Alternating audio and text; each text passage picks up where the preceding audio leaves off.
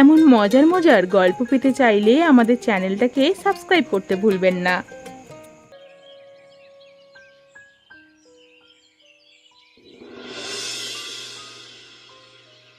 তোমাকে কাজ দিয়েছিলাম অনুপমার সবজির ক্ষেতে কে বিষাক্ত কীটনাশক দিয়েছে তা খবর বের করতে। তুমি করেছো?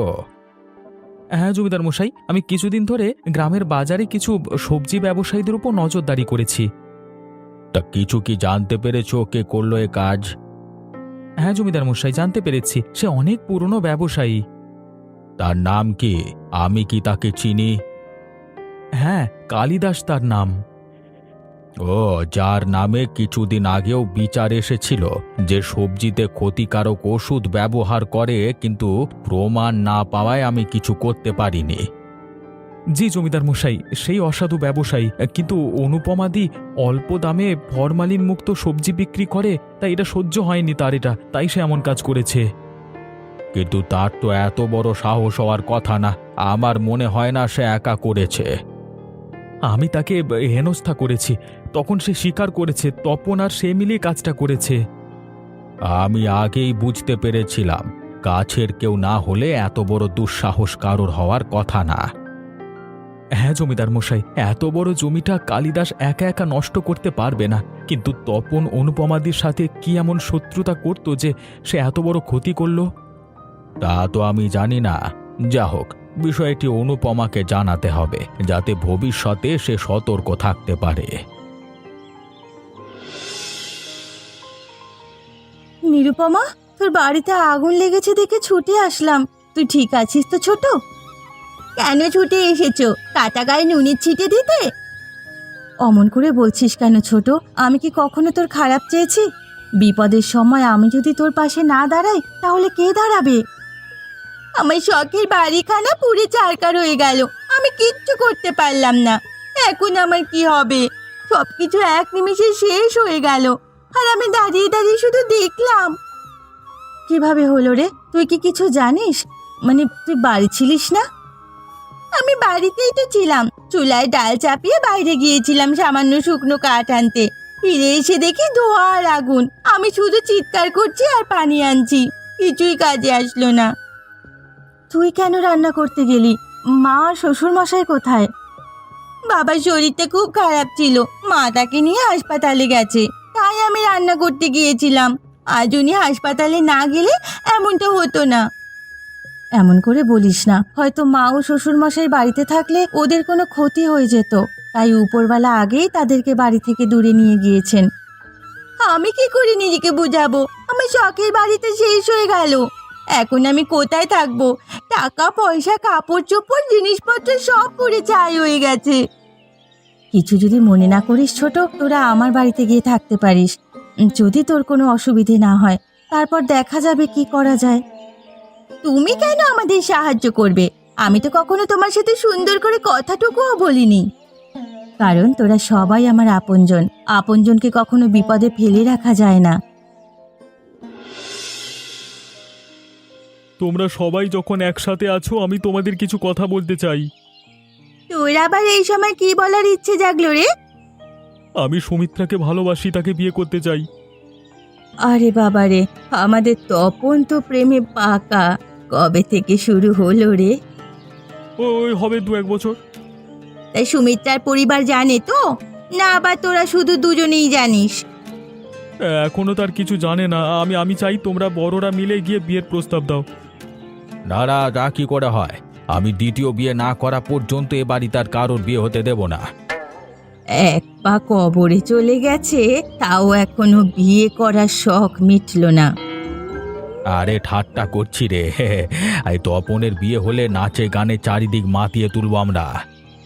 ঠিক আছে তপন, আমরা যাব সুমিত্রার বাড়ি, তবে তাহলে তো সামনে আমাদের অনেক কাজ। তাহলে আমি সুমিত্রাকে জানিয়ে দিচ্ছি, কদিনের মধ্যে আমরা সবাই তার বাড়ি যাচ্ছি। ঠিক আছে, তুই জানিয়ে রাখ, আমাদের অনেক আয়োজন করতে হবে। এখন থেকে শুরু না করলে পরে দৌড়োদৌড়ি লেগে যাবে। হ্যাঁ, আমিও দেখি তপনের বিয়েতে যদি কাউকে পছন্দ হয়, একই লগ্নতে আমিও বিয়েটা সেরে নেব। হ্যাঁ। ডাক্তারবাবু, আমার শ্বশুর মশাই কেমন আছেন? একটু দেখলাম কথা বলছিলেন না ঠিক মতো। আপনি ওনার আত্মীয়? জি, আমি ওনার বড় ছেলের বউ। কি হয়েছে ওনার? উনি ঠিক হয়ে যাবেন তো? বুঝলাম, ওনার বয়স হয়েছে, শরীরও দুর্বল, হয়তো কিছু নিয়ে দুশ্চিন্তা করছেন, তাই রক্তের চাপ বেড়ে গিয়ে নিঃশ্বাস নিতে কষ্ট হচ্ছে। আর না হয় বাকি সব দিক ঠিক আছে। হ্যাঁ, খুব ভয় পেয়েছি ডাক্তারবাবু। আমার বাবা মারা যাওয়ার পর ওনাকে বাবার মতো দেখেছি।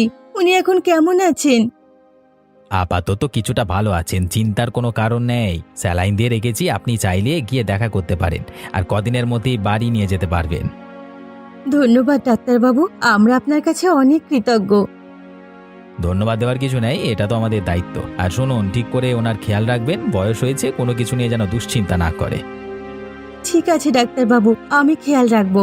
এখন আমরা কি তাকে ঘরের খাবার খাওয়াতে পারবো? হ্যাঁ, আর একটু পর যখন স্যালাইনটা পুরোপুরি শেষ হবে তখন খেতে পারবেন। আর একটা কথা মনে রাখবেন, এমন রোগীদের জন্য সবচাইতে ভালো ওষুধ হলো পরিবারের ভালোবাসা। আমি বুঝতে পেরেছি ডাক্তারবাবু, আমি দুটো দিকেই খেয়াল রাখবো, যাতে ওনার কোনো কিছুতেই কোনো দুশ্চিন্তা না হয়। ঠিক আছে, এখন আমি যাই। যদি কোনো সমস্যা হয় আমাকে সাথে সাথে ডাক দেবেন, কেমন? ঠিক আছে ডাক্তারবাবু, ধন্যবাদ। কেমন আছো রামেশ্বর? শুনলাম তোমার শরীরটা নাকি ভালো নেই। ভালো আছি। তুমি এতদিনে আসলে না কেন? আর বলো না, গ্রামের কিছু কাজে শহরে গেছিলাম, এসেছি কালকে রাতে। তা যখনই শুনতে পেয়েছি তুমি অসুস্থ, দৌড়ে চলে আসলাম তোমাকে দেখতে। হ্যাঁ, বুঝতে পেরেছি। তো সব ঠিকঠাক আছে তো? সব ঠিক আছে, কিন্তু আমার তোমার আর বড় বৌমার সাথে কিছু জরুরি কথা ছিল। বলো বলো, কি এমন জরুরি কথা শুনি? মনে আছে, অনুপমার সবজির ক্ষেতে কে যেন কীটনাশক দিয়ে পুরো ক্ষেত নষ্ট করে দিয়েছিল? এ তো অনেক পুরনো কথা, হঠাৎ এখন কেন বলছো? সে তো, হঠাৎ করে একথা কেন বলছেন জমিদার মশাই? আসল ঘটনা হলো, তোমার সবজির ক্ষেত নষ্ট আর কেউ নয়, করেছে সবজি ব্যবসায়ী কালিদাস আর তপন। তপন তো আমার ভাইয়ের মতো, ও এ কাজ কেন করবে? তা তো আমার ঠিক জানা নেই, কিন্তু কালিদাসকে জিজ্ঞেস করবার পর সে কথা স্বীকার করেছে যে তপন আর সে তোমার সবজির জমি নষ্ট করেছে। আমার বিশ্বাস হচ্ছে না, তপন আমার এত বড় ক্ষতি করবে। তুমি চাইলে কালিদাসকে জিজ্ঞেস করতে পারো। আমি এখনই তপনকে ডাক পাঠাচ্ছি, তাকেই জিজ্ঞেস করব সে এ কাজ কেন করলো। না বাবা, এর কোনো দরকার নেই। এমনিতেই ছোট অনেক চিন্তায় আছে। তার বাড়ি পুড়ে যাওয়ার পর থেকে ও খুবই চিন্তায় আছে। আমি চাই না ও আর কোনো কিছু নিয়ে দুশ্চিন্তা করুক। যা হওয়ার হয়ে গেছে, এ নিয়ে আর কথা বাড়ানোর দরকার নেই। তুমি যেটা ভালো মনে করো করো, আসলে তোমার মতো ভালো মানুষ হয় না, বুঝলে? দিদি, বাড়িতে এত কাজ, আর তপন এখনো কোথায় কে জানে?